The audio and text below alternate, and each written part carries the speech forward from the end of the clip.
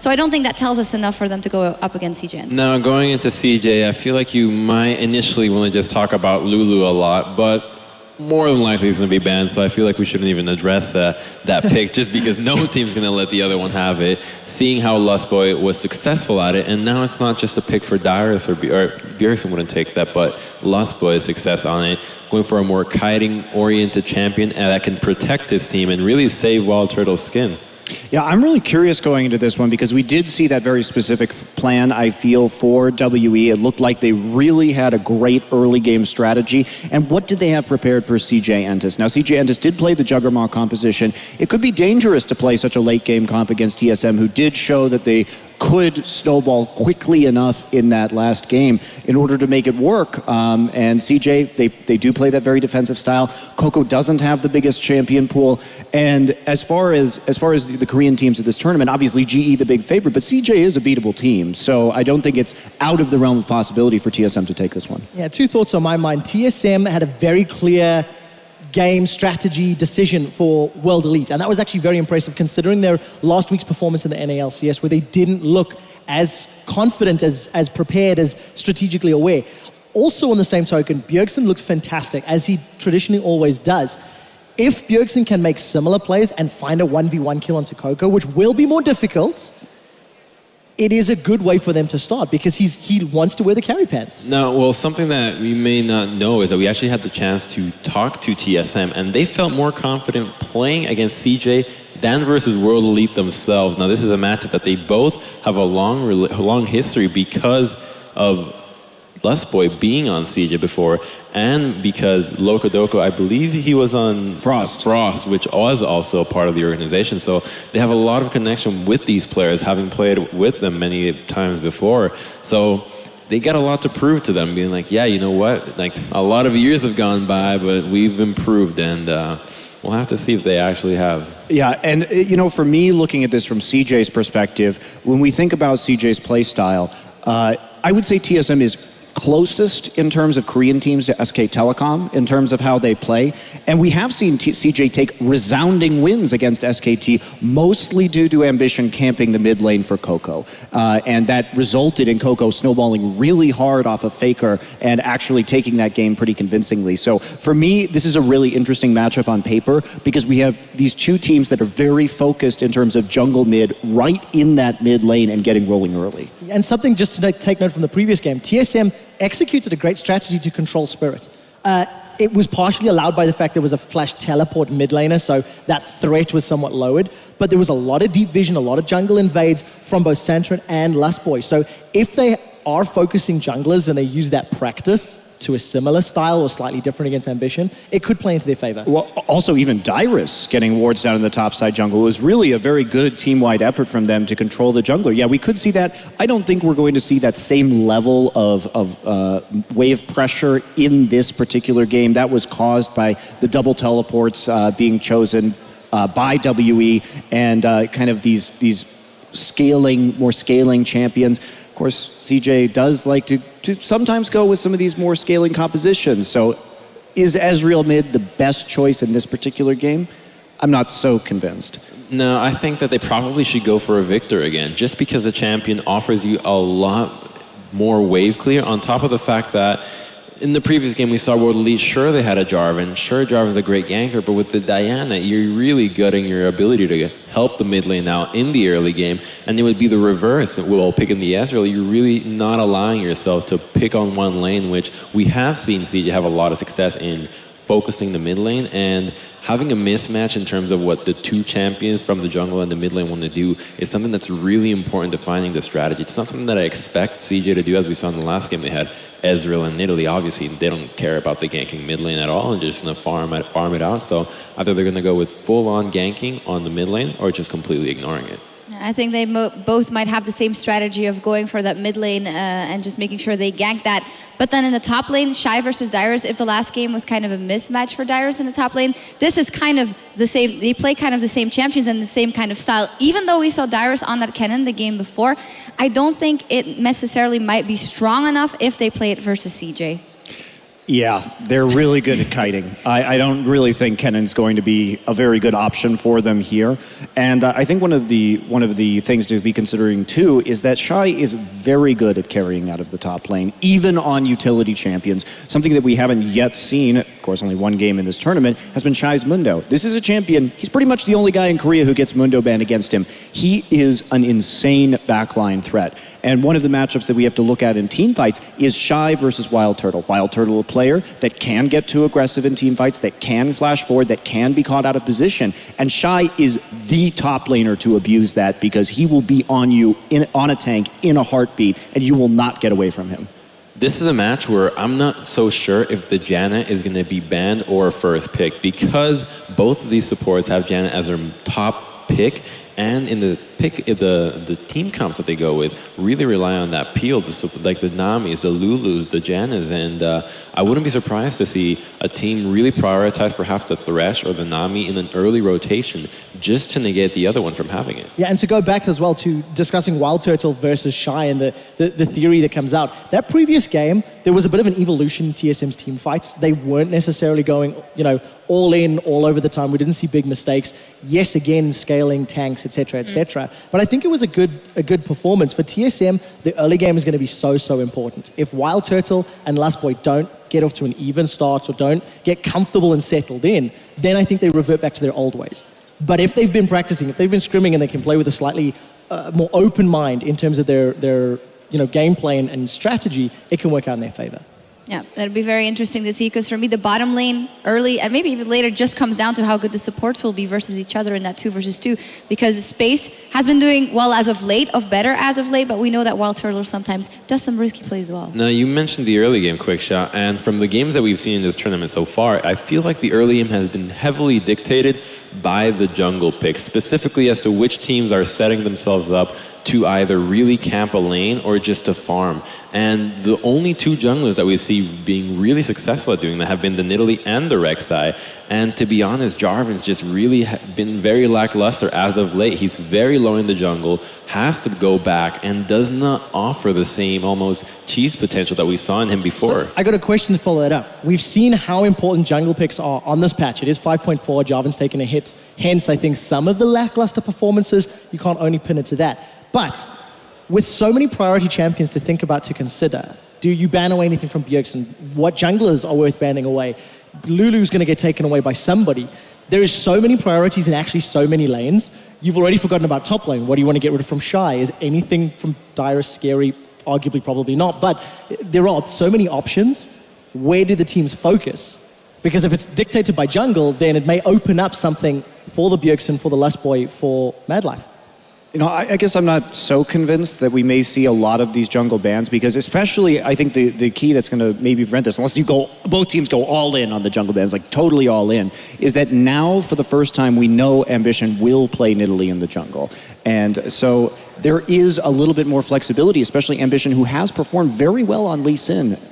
The Nidalee was a little lackluster, though. That's not the kind of Nidalee I want to see that you want to take in the first rotation. I thought that he got caught out, and that was a problem, but his farming allowed him to scale much faster into that late game when that heal and the poke damage from the spears fit in very nicely with their late game power spike. I share the sentiment, and I also feel Gambit was sort of chilling in CJ's jungle a whole lot. So yes, Ambition got targeted, but it was mostly, I think, because of Gambit's decision-making than necessarily the play.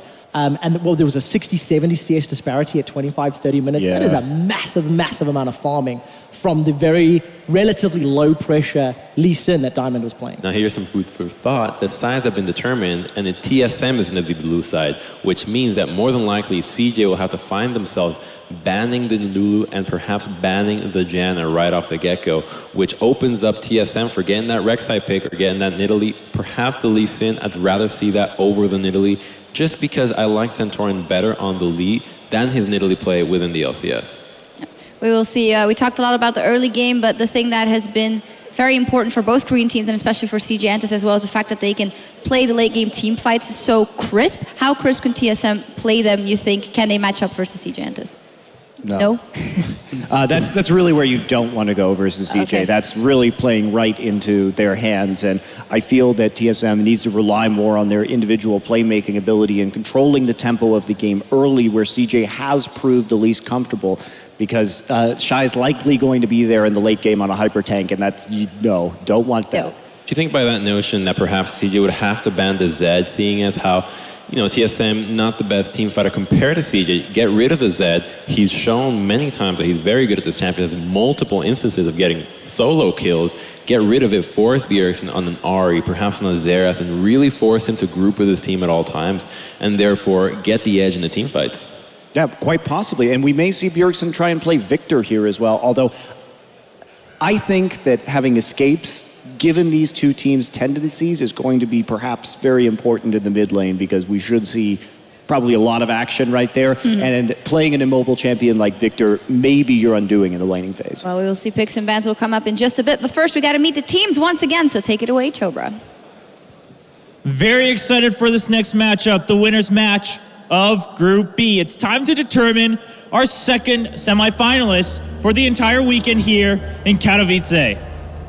In Group B, we've had two teams playing quite well, showing us exactly why they've been in the positions they are in their own regions.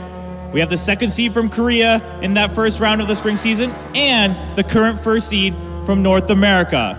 It's time to bring the teams onto the stage for the battle. First up, from Korea, we have CJ Entus.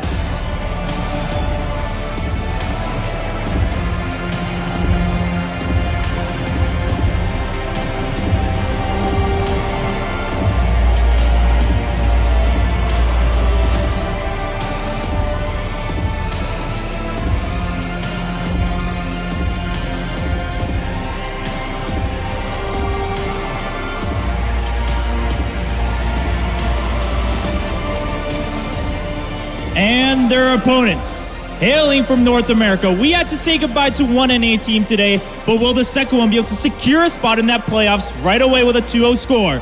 None other than TSM!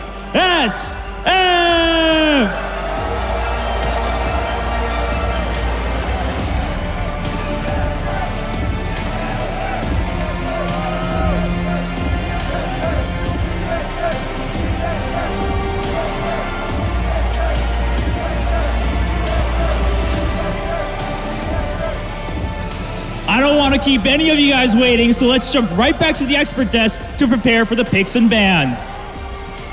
Thank you very much, Chobra, and picks and bans just around the corner here.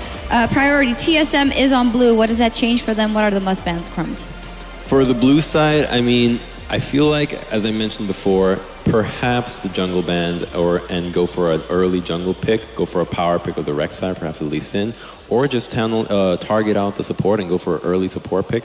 I wouldn't even be surprised if you take an early Nami. Just if Jan is already out of the pool, make sure that you have a winning lane, nullifies any Kog'Maw strategy that they may throw out in the future, and you practically give yourself a winning lane versus anything at that point. Yeah, the thing to be concerned about here, I think, for both of these teams is that Corki pick too, which has been contested and is so heavily valued by the Korean teams because of their ability to really push on that power spike. And if you're looking to try and speed up the mid game if you're CJ, that's a great chance to do it. I think this pick and ban phase is very difficult to call because it just depends. There's so many factors at play, and we do have some pretty broad champion pools on these teams. So it's a tough one. It's a scary one as well, because this is one of the few games where you can make an absolute botch of picks and bans because of the respective strengths. It is, I think, more heavily favored towards CJ.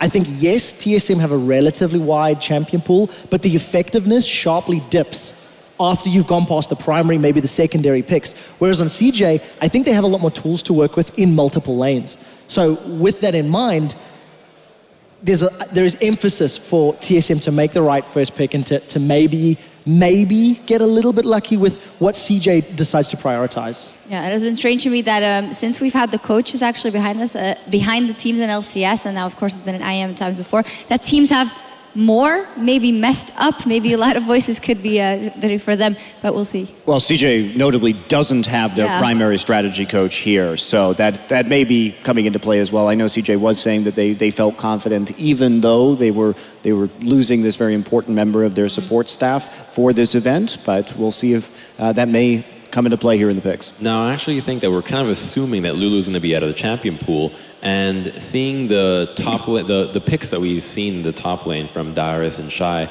that if they're not super tanks, I feel like this could be a time for TSM to perhaps even drop a Mundo ban. It's a little bit risky, but you know that Mundo will not be punished in the laning phase, and eventually you're going to reach that late game and you're not going to be able to control Shy. Is it a risk that they're willing to take? I'm not so sure. Crumbs, basically there are so many options. We've shot through every single lane. We've even theorized AD carry bans. I mean, I actually like the idea of taking Corki off the table because not only does it remove the power spike timing and the decision making from the likes of CJ, but if you do go brave and let Lulu through, it reduces the likelihood of a double AD, reduces, there's the possibility. I mean, it's difficult for these teams to decide what is more important. One thing that does play into CJ's favor, they have had a little bit of extra time to prepare because, of course, they've been sitting watching the TSM match. So for TSM, all hands on deck, and we'll see what they decide to pick and ban. As we are going to jump into picks and bans in just a few seconds. Team SoloMid, once again, on the blue side in the winners bracket match in Group B, taking on CJ Entus. First ban out the gates, the Prophet Crumbs with the easiest prediction you've ever made. It is a Lulu ban. I think that one was actually the Kaboom Alliance game, to be honest, but the surprising thing is the fact that TSM is the one banning it. I was expecting them to be the ones to receive that ban, seeing as how their first pick, and it is a first pick priority champion with these two teams. And the Zed, we discussed it earlier, get rid of the Zed, force Bjergsen into a team fighting champion, and now you force CJ into the best situation that they can in that 5v5 team fight. Monty, no jungle focus yet, leaning a little bit more towards these mids. Ari, again, heavy mid focus. And not really a champion that Coco plays either. Again, Coco, when we think about him, it's usually champions LeBlanc, Ezreal. He's played a couple Orianna games, Jace, and Victor now had a big Victor game right before coming here. But that LeBlanc ban is going to be taken out quite early right here. So if you're in CJ's shoes, do you ban junglers at this point? Do you kind of just leave Rek'Sai up, let them first pick it? Or is Corki going to go for the first pick? How Korean is TSM going to play this pick ban process? Well, I think this hurts Team SoloMid just a little bit more because of all those mid bans. Crumbs, you touched on the Thresh pick with the Janna still available. Is TSM considering this first pick? I think they're considering the first pick Janna. They're daring CJ to ban the Janna just because... But then what do they take else? If Janna is banned, what would be their first pick? Oh, you must take either the Rek'Sai or the Victor. As Monty has asked, how Korean are they? Are they Korean enough for the first pick Victor? Corki. First pick Corki. Because here's the thing that people may not know is the Thresh ban's a little weird actually, because Madlife has spent this entire season pretty much just playing Janna and Nami. He hasn't really been there. He's had a couple Annie games as well, but when we think about Madlife, old Madlife is that big playmaking Thresh player. He's almost exclusively playing Pure Peel right now, so not really sure about that one. And I sure hope... 40 seconds, let's theorize. Jungle picks are still up, top lane picks mostly still available, Janna's still available, Nami's still available. The pick of the litter, because this is a weird and wonderful pick and ban phase.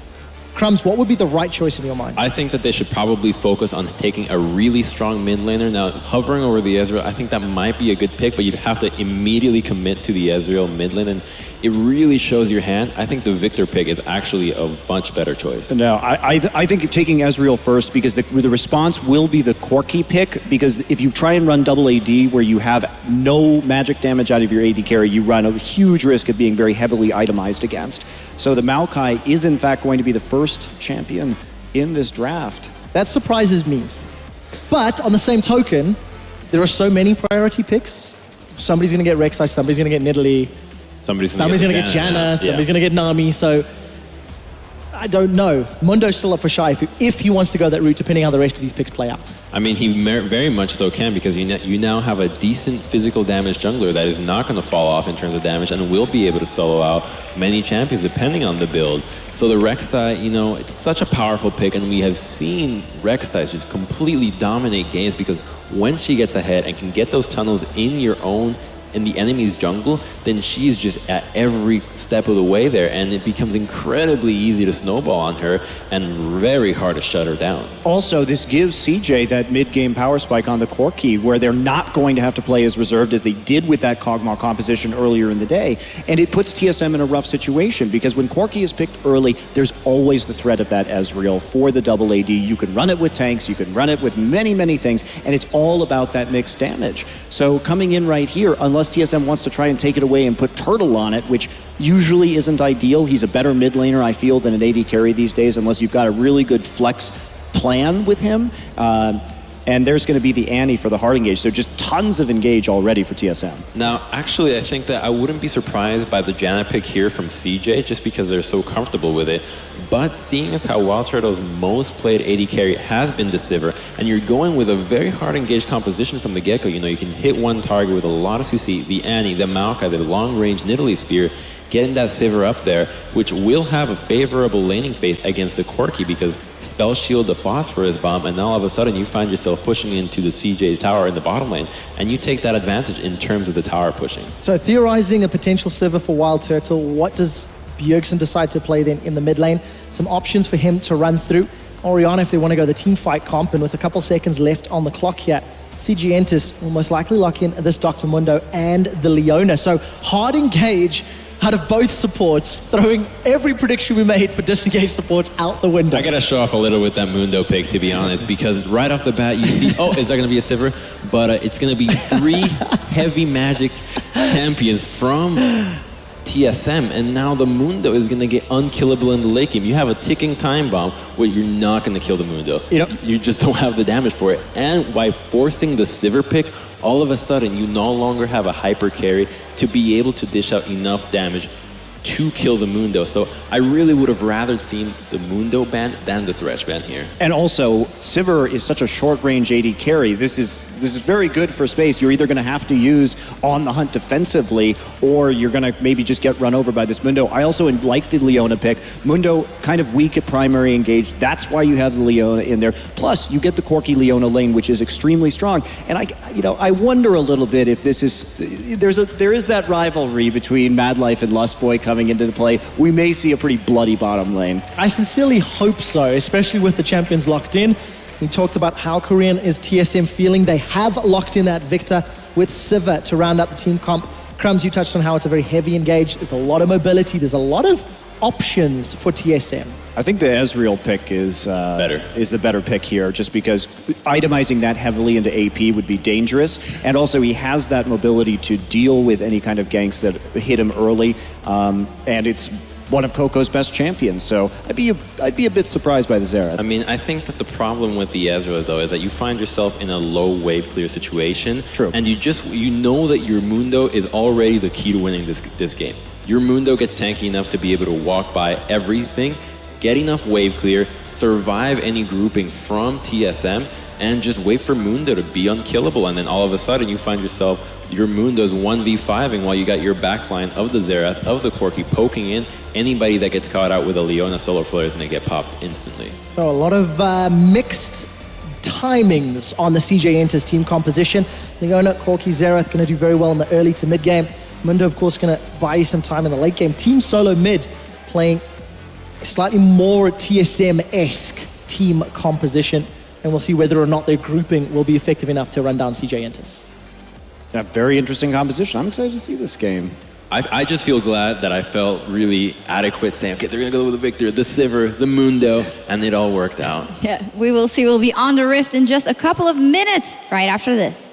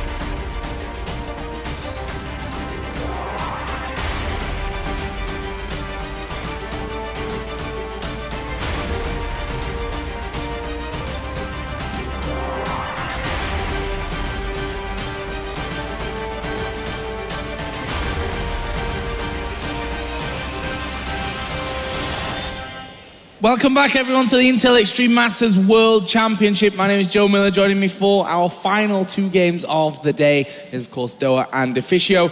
So, coming into this one, a big game, TSM versus CJ Entus. Deficio, first of all, what do you make to these comps?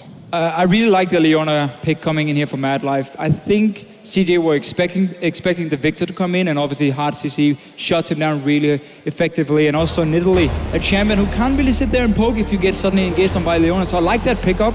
However, it does mean there's not enough peel for your Corgi Zero in that backline, and Prey and Coco really got a position well. Otherwise, they're going to get overrun by TSM. Oh yeah, so true, man. I mean, TSM has a potential to get in there and do a lot of damage, but CJ has the ability to sort of lock them down, get the damage that they can do with Coco and Space as well, and I'm just excited about this match, man. CJ Entus versus TSM. What a grudge match for Lustboy as well to play against his former team. Very cool stuff. And of course, Loko Doko, the coach for TSM, against his former team as well. So a lot of history in this matchup that we're about to see. And the winner moves on to tomorrow. And I really want to see the jungle matchup here, because we have seen Rek'Sai almost be the MVP of this tournament so far here. Yeah. Nearly every single Rek'Sai game has been absolutely fantastic. Even though he might not have won the game, the early game has been in favor of the Rek'Sai itself. And now if you look at the top lane matchup, not that I'm expecting too many ganks up there, Mundo will outscale the Maokai in terms of one-on-oneing him. But in terms of a team fight, well, that's what both of them are going to become, these massive tanks. One is going to shut down, obviously, some of the damage coming in, and Mundo is just going to be this frontline guy who's going to be impossible for a Sivir and a Victor to kill.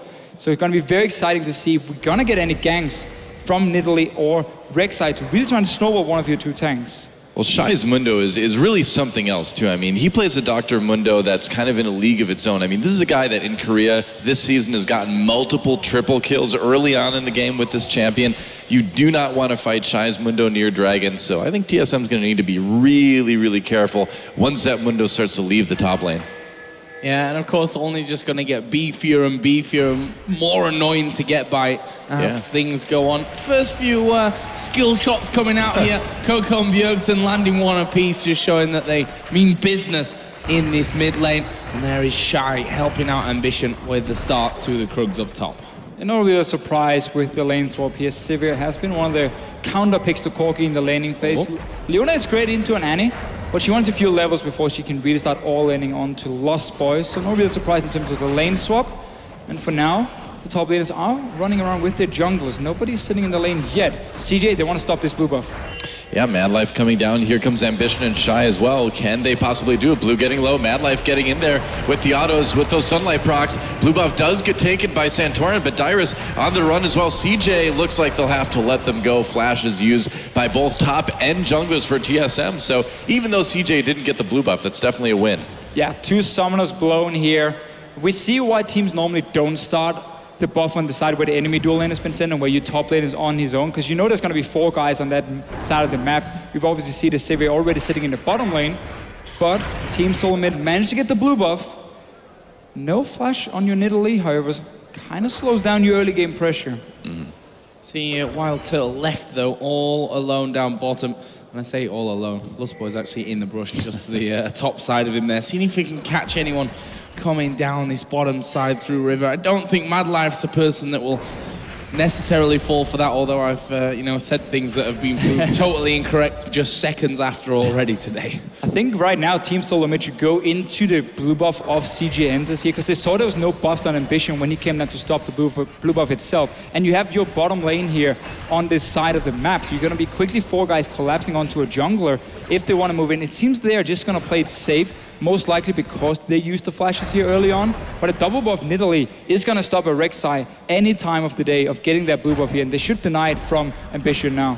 Yeah, well, there goes Santorin. He's coming in knowing exactly what you were talking about, and here comes Ambition to try to claim his blue buff. So will TSM be able to stop this from happening? You can see Ambition approaching that very carefully. Wild Turtle gets stunned by Mad Life, takes some nice hits, and Shai starting to get a little bit more CS here. And you can see, because TSM can push up this bottom lane, Lostboy can roam up here, he can join in with Santorin, get a few wards down, and again keep denying this blue buff, setting Ambition behind. He won't be able to get any cams for himself. The Grump is there. This is a risky one. I mean, there's a ward to spot him. Yep. Santorin picked up that pink ward on his way back, obviously having to recall fairly early on. We see there 3 men from TSM going to start off this blue buff. What will Ambition try and do for this one? I think it's just going to be a case of having to give it up, and it will go over onto Santorin. So what's the reply? Nothing. Just a bit of poke back onto Wild Turtle, and nice little pick up there from Santorin early on. Yeah, real nice play, and he's not done yet. I mean, you're not going to get this Grump here, Ambition. You're going to keep being level 3. Santorin still staying around, double trap. And meanwhile, I mean, Darius has just gone to the top lane. He's one-on-oneing a Corki. There's no real XP advantage for Space just yet. Oh, sorry, there's a level 5 for him, so there's an XP advantage, but for Darius' case, he's going to try and pick up some farm at least here and catch up. Yeah, he's taking a lot of damage from Space, of course, so he will be slowed down just a bit. Perhaps level-wise, perhaps gold-wise as well. But being on that Maokai too, that does give you a lot of late-game strength. So it's something where even if you're kept back a little bit early, it's not necessarily the end of the world, you know? No, that's very true, and we have seen Maokai's in lane swap to go Catalyst and just build like Frozen Heart, Spirit Visage from there, and then maybe get a Righteous Glory for himself. So you can build these, not, you know, full tank straight away builds, but still where you don't go for like Rod of Ages, a fairly expensive first item, and get pretty tanky going into the mid game despite being denied quite some farm. But here for Darius, because the lane is pushing down towards him, and of course he's in a one-on-one situation, he should get most of the farm. At least we'll get all the XP. Yep, certainly seems that way. Yeah, his farm there is pretty much level if you look at that as well, so not certainly that bad for him. Just needs to be careful how far up that lane he actually comes, especially now that we have seen Mad Life join Space on the top side of the map. And in fact, Ambition is also top side as well, so needs to be just a little bit wary of that one. Got no vision because of the fact that he's been pushed back for so long. Mid lane is also fairly even at this point, 48 to 42 CS, and we see that Space is just keeping Darius as far away from that minion line as possible. But Ambition is coming. Yeah, I want to see if CJ wants to dive on it. It's going to be fairly risky on a level 5 Maokai, but they have a lot of CC with the Leona pick. But by having Mad Life here on the top side, it means Mundo is on his own in the bottom lane against double range, so TSM can push that lane in fairly easily and get quite some damage on the tower, and also opening up for Lost Boy to roam around, get more deep wards here. So the bottom side of the map clearly belongs to Team SoloMid, while CG and Entus have taken over the top side. Still, this bottom lane tower will take quite some damage with Shy being on his own. Wow, Lost Boy and Santorin lurking in the jungle, trying to maybe catch Ambition. But he's going to see him, of course, with that Tremor Sense. Hard to hide from Rek'Sai, isn't it? It's a bit tough, at least. Yeah. One of the reasons she's so good. I mean, you don't even need wards in your own jungle. But if you are getting camped here, the only way to do it is if you're standing still and basically in a bush, and obviously the Rek'Sai won't be able to see you. But Ambition now. Teemo hard counter, right? I think CG Entus realized that they couldn't really do anything in the top lane, where the Maokai is already quite tanky just from the levels itself, and have to go down here to try and defend this tower. So small advantage in this lane swap in terms of tower damage for Team SoloMid, but Shy has been picking up quite a lot of farm on Mundo already. Yeah, up to 40 to the 33 currently of Darius, and there is actually Mad Life diving in on top of Lost Boy. The question is, do they want to follow this one through? Wild Turtle already doing decent amounts of damage, especially if he gets his boomerang across like that, but they're certainly holding him away from that tower fairly decently at this point.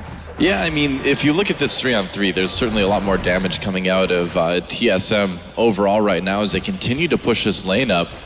Mad Life, it's interesting to see him on that Leona. It's not a champion that we've seen him play a whole lot of lately, but here we go, going in again, jumping onto Santorin. The tower does go down. Santorin goes down as well. First blood going over Ambition, and they're not done yet. Shy getting low, but he's going to pop that ult. He just hit level 6, and so no danger there for CJ. And a flash for Ambition, trying to go in on the Lust Boy. They will. Mad Life picks up that kill. So even though TSM picked up that turret, CJ returns with 2 kills of their own. Bjergsen looking to maybe make a play on a Coco here. I was about to say I really liked how Team SoloMid were pushing the bottom lane. That basically forces Mad Life on Leona to sit and try and defend under the tower, not roam around or try and make aggressive plays on his own. And then Engage comes in, 2 kills for CJ. Yes, they lost the tower, but they can be fairly happy with these 2 kills here, as long as TSM is not able to quickly rotate the Wild Turtle into a different lane, where he can then push another tower, because he's sitting on a BF sword, and before Corki hits that Trinity Force, he won't really be able to stop any pushes, and that's where you could use Sivir now to really fast push another lane. Top lane could be the go-to target. Again, Mundo doesn't really bring any wave clear to the table. Yeah, you know, I mean, we talked a little bit earlier about Dyrus's itemization too, and it looks like he did pick up that Catalyst. So playing it safe, just kind of farming up and getting ready for the late game. So wise moves there.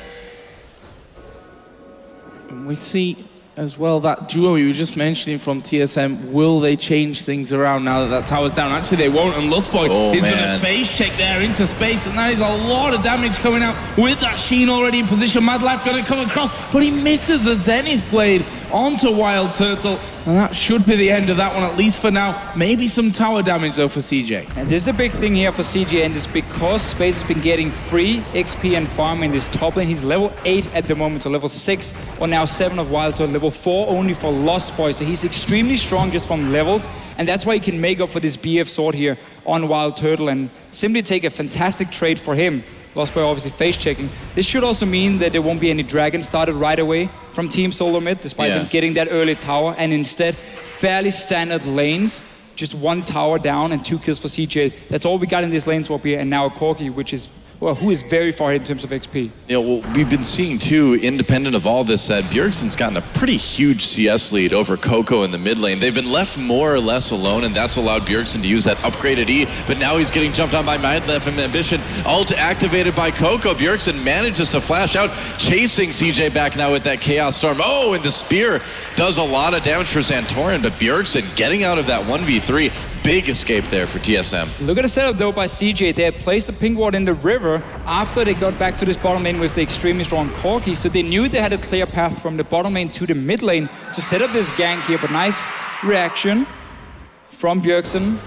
True enough, Ambition managed to stay alive. Had to blow his flash and cleanse, however. Yeah, well, I'd say it's worth it. I mean, you want to kind of keep that ball rolling, keep the lead going in the mid lane.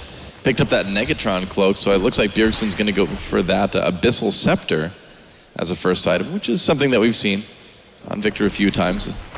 Yeah, we often see it obviously against so much magic damage when you have a Corki Xerath, even a Mundo from CJ here. It does mean, however, he's going to delay and potentially not even get a Morel Nomicon, which is fantastic against the Mundo, and also the cooldown reduction is so important on Victor.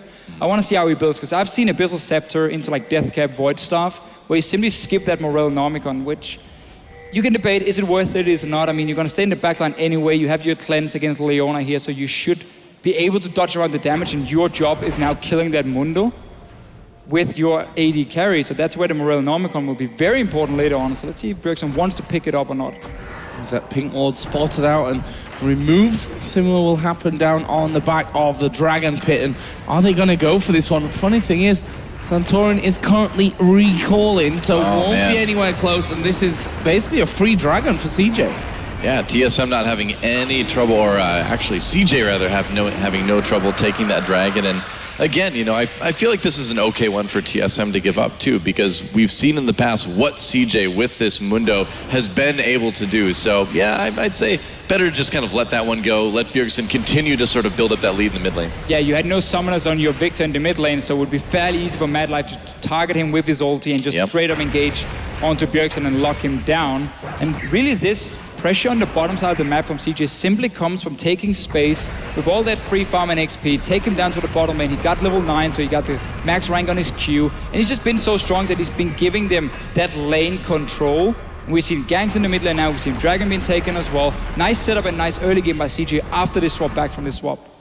Yep. From his lane swap. Yeah, swapping the swap. Loads of swapping going around. They are now finally moving Turtle to this top lane with Lost Boy as well. Looks like the recall will come in from Dyrus after that little fight with Shy up top, where he did use his ultimate. Lost Boy's actually stood right on top of a ward there, so it's not like they're going to be catching Shy unaware at any stage of that. I mean, it looks like CJ might try and push this bottom lane out, get rid of that turret final. I really like this play by Wild Turtle and why we highlighted it earlier that you can move this Sivir around once you get an early tower down in a lane swap, because again, Mundo is not going to do anything to defend it. And now mid lane is going to be your next target. Xerath sadly is offering so much wave clear. You got to find a way to push him off the tower first if you want to quickly go in and push it down. But Bjergsen, I mean, he's happy farming still. And as long as he pushes the wave into the tower, he will get a little bit of damage every single time. And then it's just a quick rotation and you take it down. Yep, he's been eventually doing it. And that's kind of what you do on this Victor, is just use that empowered E. Just push down that mid lane over and over again while you try to not die. Oh, the stun barely avoided by the end of that recall. Madlife going in onto Santorin, and the ult activated by Coco as well. Wow, easy kill there for CJ. And that's that power of the Leona coming in and just being able to make the ult so easy for Coco. Lustboy, meanwhile, going on a magical journey, even though Bard is not available in this tournament.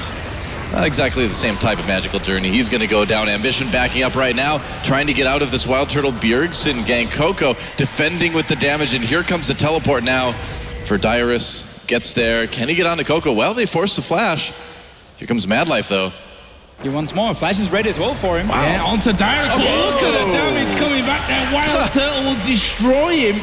And that did not go to plan for CJ Entus. They saw the TP coming down and thought that they could fight it, but maybe underestimating TSM's damage there. Welcome to League of Critical Hits. Welcome to Victor as well. Yeah, it's an insane amount of burst damage, but that whole setup was a little bit weird because Bjergsen was recalling and they saw him recalling in the bush, and then Santorin and Lostboy was suddenly caught in the jungle of CJ, obviously all alone. There was some easy kills for them in the start, and a bit of a mistiming from Team SoloMid. When your mid laner recalls, you do not go into the enemy jungle and play some water. Way too risky. Even I had to admit that was a bit too bloodthirsty. I don't do that much, but in that case, yeah. Much. Yeah, when you're the support and, you know, before the, right after the tier 1 goes down, you're taking damage from the inhibitor turret. We may be a little bit too far in. Yeah, a bit deep there from Lostboy, but I don't think he really had many options as to where he was going to run at that point. They are challenging once again on the blue buff spawn here. Well, let's see how this one goes. There is a smite available for Ambition, but it's probably not going to the mid laners, but actually will be picked up there at the end by Ambition. Madlife here is surely going to go down. He was Wild Turtle, I guess that one. Can they lock any more up? Lustboy actually did throw out Tibbers there, but not sure if he wasn't charged up there. His stun, I believe it wasn't, because he dropped it right on top of him. Well, I mean, Madlife tried to come in for a flank, tried to make something happen, but CJ was just a little bit too separated for him to capitalize on that. And again, as soon as he engages, you see how Team SoloMid, they back away slightly here, they single him out first, and then simply say to CJ, if you want more damage here, your Corki, your Xerath, they gotta move a bit closer in here, and then potentially we can turn around on you. So Madlife twice now, being the guy to engage, and he's gone down. Nice little flash Q from Lostboy to get the last amount of damage. Perfect timing for him. This game so far, close to say the least. TSM with a 700 gold lead, mainly due to the amount of farm that they've got in that mid lane. Of course, they did lose the first dragon there to CJ, so we'll see if they decide to fight when the next one comes up here in 1 minute and 20 seconds. And they may well do now that a couple of items are coming down. If I quickly look at gold, there's 2,300 gold for Wild Turtle to spend, so that'll probably be a decent time for him to go home, although Space also had just finished off that Trinity Force. Yeah, but should be in vintage for Wild Turtle, potentially the average plate as well if he's going for Static Shift second. He did go Phantom Dancer earlier. I've seen that quite a few times from him. Often depends on just how much gold you have on your first pack. If you can get your seal, you go for that one, and then you open up for Phantom Dancer. We can see here, it's picked up by him. I mean, next time he backs, if he has enough for it, he will get the Phantom. Otherwise, you just go Static Shift. And honestly, it's all about getting that instant power on these AD carries here. You want to get your second item to boost up your vintage. Right, there we go. CJ finally taking that bottom turret. That's their first of the game. So striking back with an objective of their own right before Dragon comes up. About 30 seconds remaining for that. And by putting this pressure on the bot lane, they should be able to maybe get in there, get a little bit of vision around Dragon and try to get their second one, because with the pressure that TSM has put on early, being able to counter by getting those Dragons is really nice for CJ. Yeah, because we see two teams running so much hard engage in terms of their supports and big frontline tanks as well, it's very important you pre-plan your objectives and you move into a dragon before it spawns, and then you set up your wards, have 1 or 2 ping wards put up first, because if you don't have any vision control around the dragon itself, you cannot face check against Annie or Leona. Both will be able to single you out, get a perfect engage for whatever team has set up the control, and therefore you have to forfeit that objective. For now, Team SoloMid has moved in here because Shy was still pushing that top lane. Dyrus is down here trying to fight for vision, and honestly, CJ, seems like they're happy just trading a top tower for Dragon. Yeah, leaves them at 1 apiece on the Dragons. And of course, 2 for 2 in turrets as well. And with that, CJ now regaining that gold lead. And it looks like they may try and put some damage onto this mid turret. Shy seemingly will come across again. And Corki, to be honest, ripping through this turret there with that Trinity Force in. Ambition did just come around to join them as well. But it looks like they will be forced away, at least for now. And this really is just this Corki power we've talk about so often how good these Korean teams are using the power spikes from getting a over-farmed or over-leveled Corki. That was the first step of getting a lot of pressure on one side of the map for CJ. They used it to gank the mid lane, used it to get at least some farm and some damage on the bot lane tower. And then the next one is, of course, when you get your Trinity Force. That's the next step. That's where you're looking to keep pushing in and get the global gold. They've been using it. 2 towers now for them. Shy obviously picked up the last one. And still, will be stronger. Mad Life. Wow, and there's a Chaos Storm. 3 times now. Yep, Mad Life not having the best game here, trying to make engages that don't work, just getting caught out multiple times.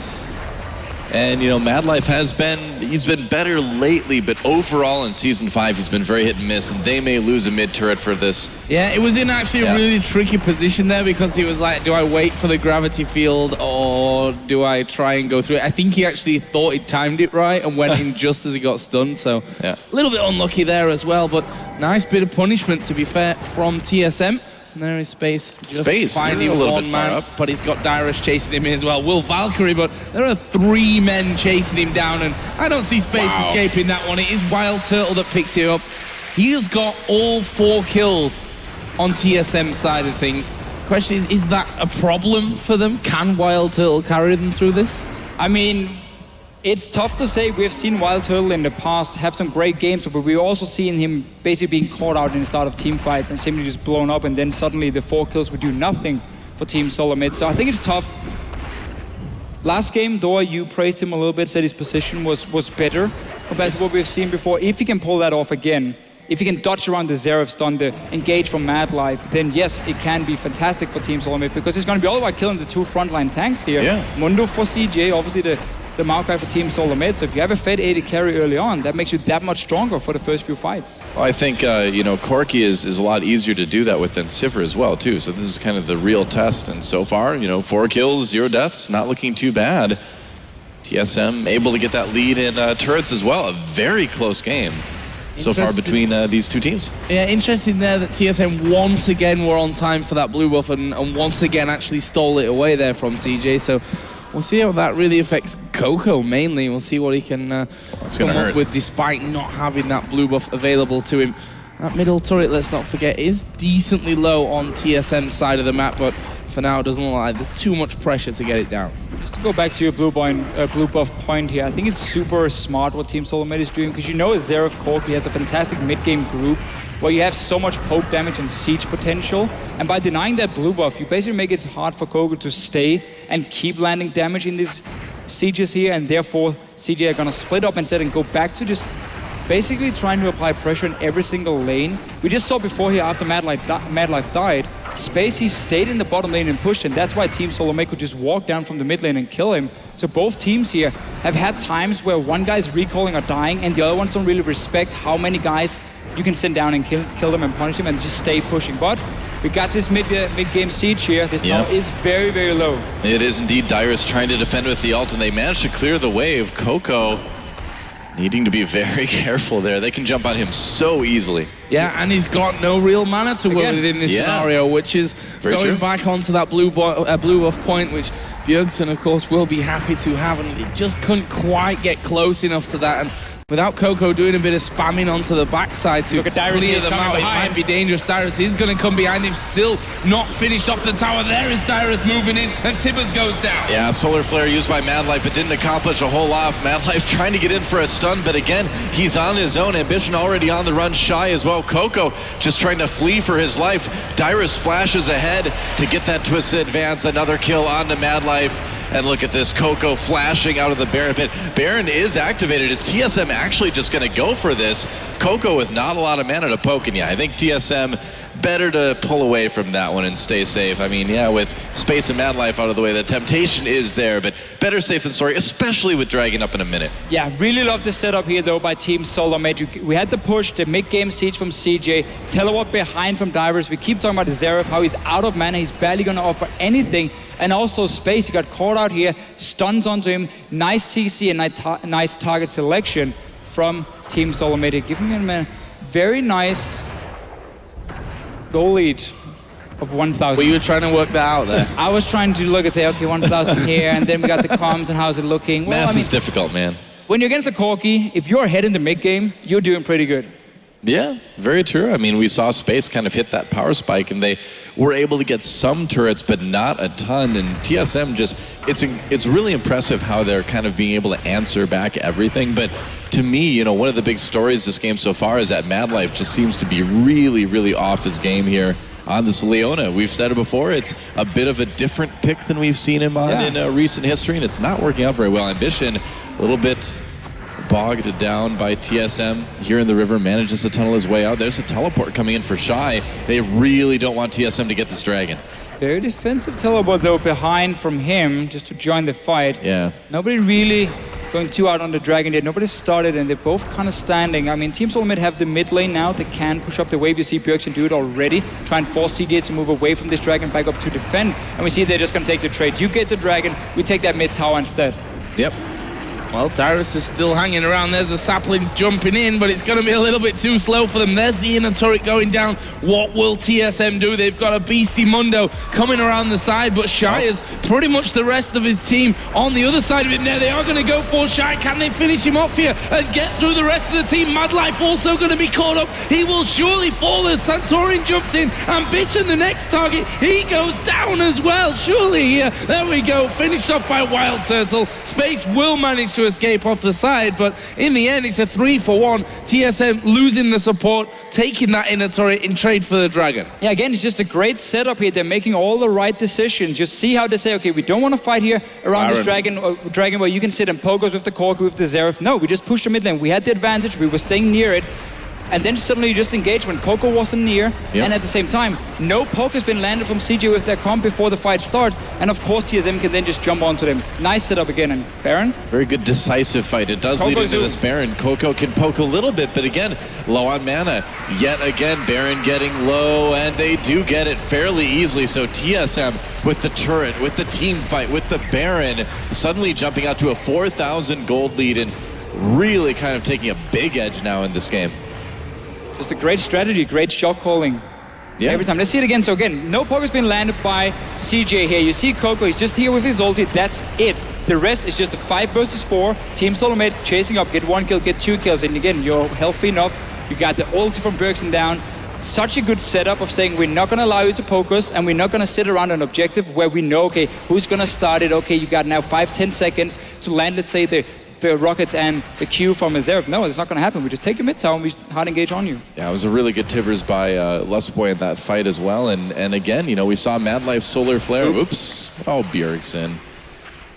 But we also saw Madlife Solar Flare just being a little bit off. Yeah, I mean, he locked the 3 up at the back there, but obviously they were doing damage on the front side anyway. Couldn't save Shy, couldn't save the rest of them. One thing to note, Coco did finally get a blue buff here in this game, so that should be helping them with the TSM pushes and clearing out those waves a little bit quicker. But let's not forget, inner turret on the top lane, inner turret in the bottom lane is all that remains outside of that CJ Entus base, and it looks like the bottom lane might be the target for TSM. Very key items just been completed for them. We have, of course, the Void Staff for Bjergsen. Almost a Last Whisper completed for Wild Turtle as well. And suddenly, I mean, this Corgi is not looking that scary. You have gotten past the point of the mid-game spike and onto Shy again. Yeah, Dyrus goes in after Shy gets very, very low. They get the turret, they get the kill on Maokai as well. And TSM not quite done yet, it looks like, or gets the kill onto Mundo, rather. And now with that Baron buff, this inhibitor turret's in a little bit of trouble. A lot of damage put onto that. And they're surely just going to keep pushing on this one. I mean, they'll wait for that next wave maybe, but with another 20 seconds on Shy, they've got time to finish off at least the inhibitor turret, maybe the inhibitor themselves. Xerath, of course, will play a role in trying to keep them away from it, but it's not going to be enough. And there it is, going down, and they're going to go for the fight. Space will be caught completely out of position. Ambition will get stunned up as well. That's 2 kills for TSM, and if they play this right, maybe they can finish. I think they might be able to. They got the tip as well, just died there. This tower's gonna go down. Look at that, first Nexus turret out of the way. Shy down, only Coco up. Space still 20 seconds away. Madlife goes in deep, gets blown up immediately. Wild Turtle tanking that Nexus turret. They're gonna take out Coco as well. And guys, at 29 minutes, can you believe it? Team SoloMid takes down CJ Entus. They're moving on. GG. Wow. Absolutely fantastic stuff here. A lot of people were, of course, tipping for those semi-final matchups to be Korea versus second place on both sides of the bracket. That's not gonna happen here. Guess not, yeah. I mean, you saw Lust Boy hugging Bjergsen. That's got to feel good to beat that former team. And man, you just can't say enough good things about that game for TSM. I mean, yeah, Mad Life had a rough game or whatever too, but TSM just played every part of that so well. I agree 100%. I love the strategy. Deny the blue buff from Xerath in the mid game so you don't get that siege with the Corki Xerath from CJ. And then, of course, because Wild Turtle got so many early kills, he got straight to Infinity Edge Phantom Dancer, and then you can really start taking the fights from the side of Team SoloMid. And just great engages, great shot calling, decision making. Everything was just working for them in this game, and that's why they win.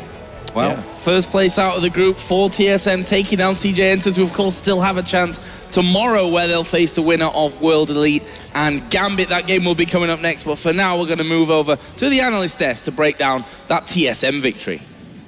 Yeah, the hope is alive for TSM and for NA. They make it out of the groups here. We said before that they couldn't let it go super late games to avoid those super late team fights versus CJ Entus, and it seems like they managed to rack up enough of a lead to even deal with a Mundo that maybe just wasn't was as big yet, and they finished it out quick enough, Monty. Yeah, I think they did a very good job of finding the picks they needed in the mid game and snowballing off of that. It looked like a much more refined version of that last game that we saw against WE, and yeah, very solid win from TSM to be sure. They didn't let CJ get into that late game power spike. I'm not really convinced by Coco Xerath. It's really not one of his main champions. I still think I would have preferred to see that Ezreal there, maybe something else going on in the draft, but yeah, very good game. It was really decisive from Team SoloMid. I think this was one of the... It was a 29-minute victory, and it felt like the game was so even for a long time, despite the fact that TSM was making some positive moves. But as soon as they found picks, and as soon as they actually focused down Mundo, they just instantly said, get rid of the front line. Crumbs, you were saying how, everything hinges around this Mundo, everything is important for Mundo. I think TSM realized that, got rid of him from those team fights, and that allowed TSM to go from a 20-minute even game to a 29-minute victory. Yes, and I think the biggest thing that surprised me from TSM coming out of this game is the fact that they had no instances of overcommitting for anything. Dyrus with the first pick Maokai, we questioned it, and he performed his role perfectly. We know he's a great on tank. Get him on the good tank, a good engage comboed with the Annie, and really go for these nice flanks, especially the one we saw in the mid lane. And other than that, instead of really using Bjergsen's laning strength and his ability to just be a great carry all around to kind of punish Coco, they used that to really snowball off objectives. They focused the blue buffs, focused the towers and the dragons, and then just really, well, the dragons not so much, but they really used that instead of for kills, for a plan to shut down the Xerath, make sure that when the sieging comes from CJ, they just don't have blue buffs in there, and Xerath just non-factor because of that strategy. And eventually, they really did an excellent job of knowing when CJ overstepped and just killing them right there and not saying, oh, we need to tower dive them now. I was like, no, take the tower and just rinse and repeat. And it felt like CJ really underestimated the damage that could come out of CJ. You know, that Sivir is 2-0. She's ahead of the Corki. Victor is an incredibly powerful pick, and if I was CJ, like you mentioned with the Xerath, I would have rather seen them lock in a Victor in the second round of picks. TSM is not going to take a Mundo away. They're not going to take your Leon away. Just get the Victor. You're going to go with an immobile mid lane anyways. Just get the better one. Yeah, I agree with you there. And just watching the execution of that was really good too, because we saw them so consistently when they would go into those team fights, they'd set down the Victor W or engage with an Annie-Sun, and the chaining of CC just kept people locked up. We saw numerous occasions where Shy couldn't even pop his ult, and in fact was popping it probably too late in some of the instances when he got chased down right there. But there wasn't really an opportunity for any kind of response. That takes very good chaining of CC so that you can't even get any kind of counterplay whatsoever. Yeah, and you go all the way back to picks and bans. We sat for such a long time talking about the possibilities, the options. If there were a different supporter disengage, maybe TSM couldn't have run over them as it played out. If that Xerath was something different. For a team that has traditionally not had the greatest of showings internationally, Team SoloMid have really, really stepped up their game in contrast to what we were expecting. You know, CJ, we knew that they were a little bit fallible.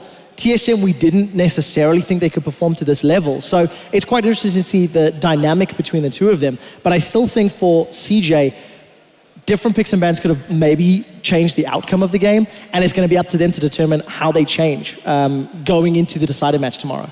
I think what I really liked about this is that so long we have addressed Wild Turtle and Darius perhaps not being able to really fulfill the roles that at times are required to do so. And, you know, we knew Darius was a great tank, but so he wasn't really put in the carry position.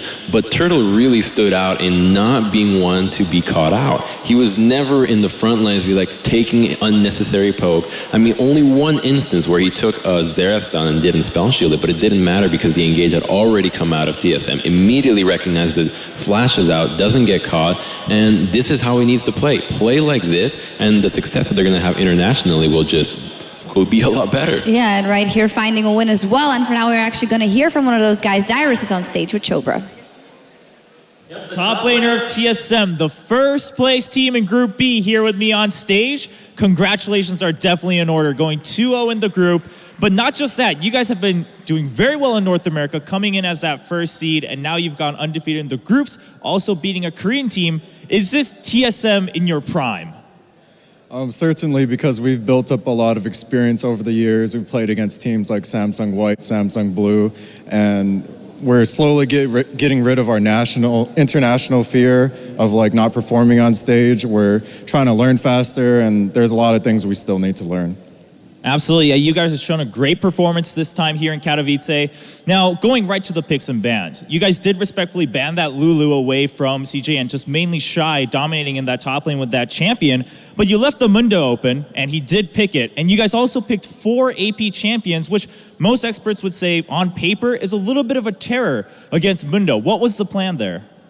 So from my point of view, not the team's point of view, is that Shy is a pretty similar top laner to me. He plays almost like pretty much exactly the same in the ways that I play as champions, and it's very, very similar. And that means that I kind of know the weaknesses and strengths of it, and so does he. And there wasn't really like, you can't ban any top laner out. You can only ban certain strengths. For example, they ran the ball comp and it was really, really strong. So in Korea, Lulu top is very popular for ball comps, and we just wanted to ban that core and not deal with it because we're not used to it. Absolutely, and one of the ways you made this work against that Mundo was combining the crowd control. Either you on that Maokai or Lustboy with the Annie would go in with the stun and then chain it right into Victor's W there from Bjergsen, extending that stun period till they died. Was this a composition that you guys have been preparing a long time against some of these other teams? I haven't exactly played Maokai or ever seen us play this comp in like forever, but it worked out really, really well. And my teammates chained CC really, really well. I just called what I'm gonna do and they just did accordingly. And when they did something, I just followed up accordingly and it just turned out to be really, really good. Sounds great. So now having gone 2-0 in the group, going out as the first seed in Group B, what should we expect from TSM here in Katowice? Are you guys making a big run for that trophy? We definitely want to go all the way, but we're not going to get too complacent or cocky yet, as we always say, because we don't want to pull another Unicorns of Love. And, you know, not to discredit them, but we just want to keep doing our best. In the big picture, we want to learn as much as we can and prepare for Worlds. Awesome, sounds great. Well, here we go. We already have that second team in the playoffs here at the Intel Extreme Masters in Katowice. It's going to be Team SoloMid. First seed in Group B, but we're not done just yet. We do have to play the losers match of Group B, so we'll be right back after this break.